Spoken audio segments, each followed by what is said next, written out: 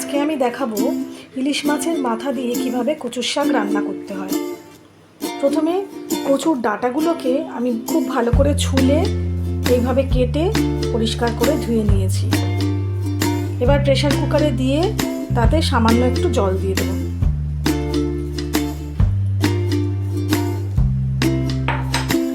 এবার প্রেসারের ঢাকনাটা বন্ধ করে আমি 2 থেকে 3টে হুইসেল দিয়ে নেব। আমার কচুর শাকটা সেদ্ধ করা হয়ে গেছে।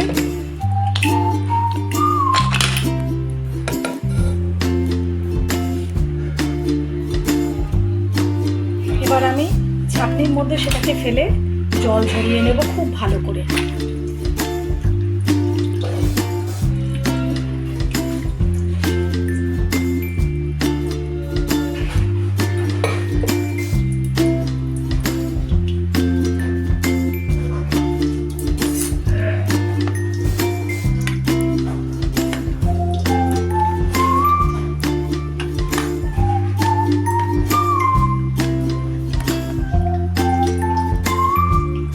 এভাবে চেপে চেপে জলটাকে একদম ফেলে দিতে হবে, একটু যেন জল না থাকে।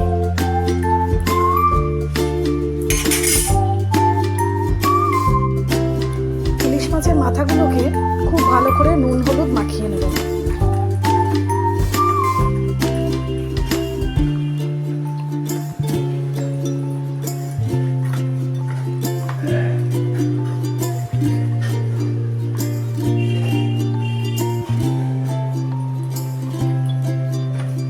এবার আমি কড়াইতে সর্ষের তেল গরম করতে বসিয়ে দিয়েছি।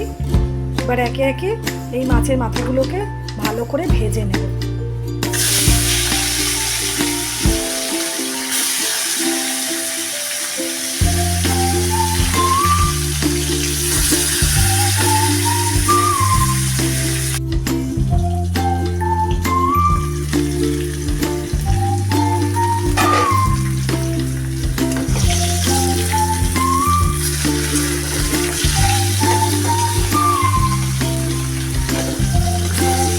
মাছের মাথাগুলো আমার ভাজা হয়ে গেছে।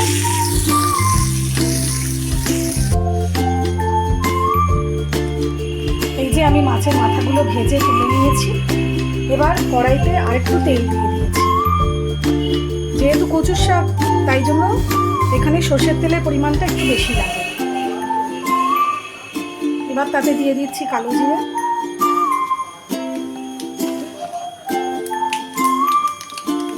আর শুকনো লঙ্কা ফোড়ন।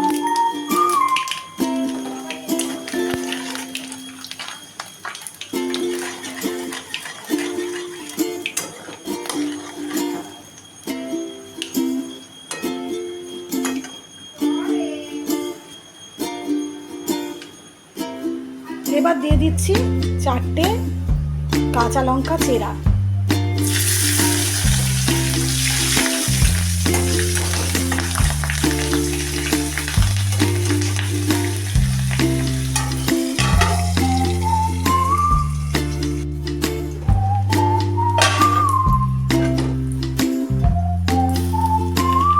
কাঁচা লঙ্কা দেওয়ার পরে দিয়ে দিলাম বেশ খানিকটা আদা বাটা।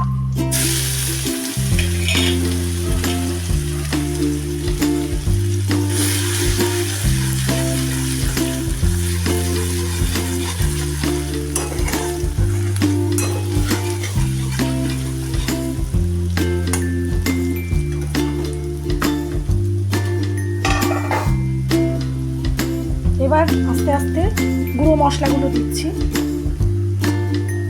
জিরের গুঁড়ো,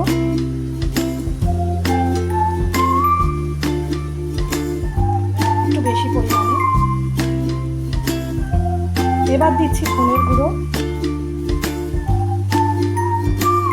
সম পরিমাণ। জিরে আর ধনেটা পরিমাণটা একই হবে। দিয়ে দিচ্ছি হলুদ,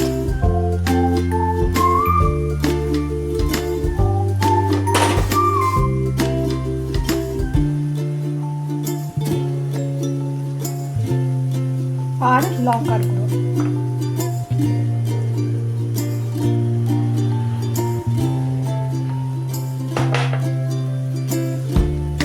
এবার সব মশলাগুলোকে খুব ভালোভাবে মিশিয়ে দিতে হবে।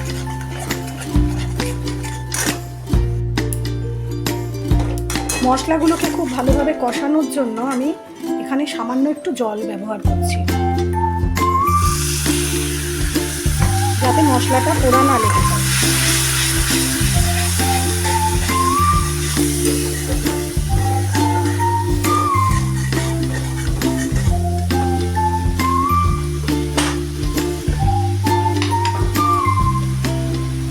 এবার দিয়ে দিচ্ছি স্বাদ মতো নুন।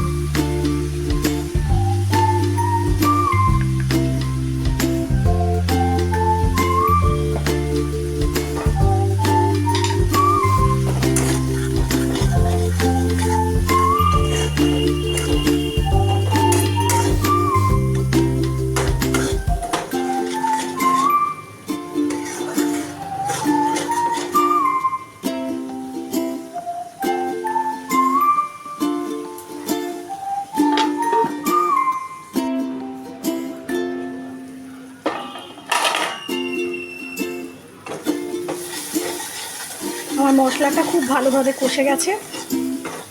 যেহেতু কচুর শাক, তাই ঝালটা সবসময় একটু বেশি পরিমাণেই লাগবে। এবার আমি তাতে দিয়ে দিচ্ছি নারকেল কোড়া।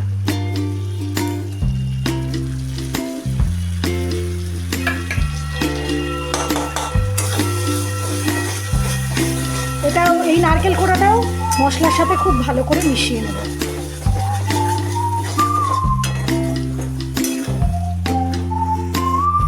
নারকেলের খুব সুন্দর একটা ভাজা ভাজা গন্ধ বেরিয়ে গেছে। এবার আমি আগে থেকে সেদ্ধ করে জল ঝরিয়ে রাখা কচুর শাকটা এর মধ্যে দিয়ে দিচ্ছি।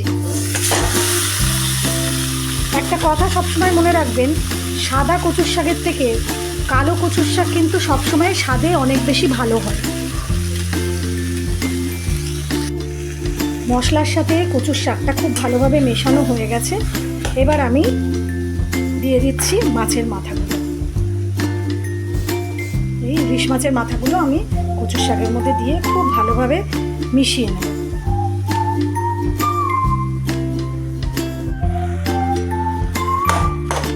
মাছের মাথাগুলোকে খুব ভালো করে ভেঙে দিতে হবে, যাতে কচুর শাকের সাথে খুব ভালোভাবে এটা মিশে যায়।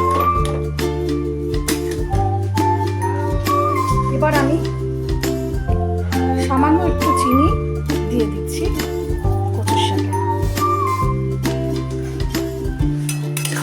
শুধুমাত্র স্বাদ বাড়ানোর জন্য। আপনারা যদি চান তো নাও দিতে পারেন, বা বাড়িতে যদি ডায়াবেটিক পেশেন্ট থাকে তাহলে চিনিটা না দিলেও চলবে।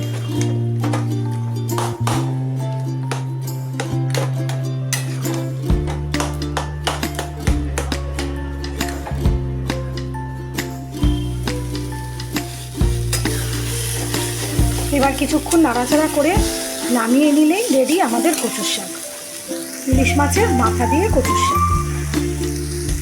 গরম গরম ভাতে এরকম একটু কচুর শাক থাকলে আর কী বা লাগে।